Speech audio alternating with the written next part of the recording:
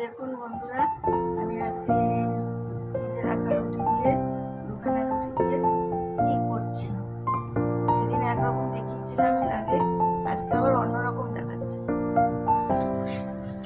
দেখুন এগুলোকে সব এরকম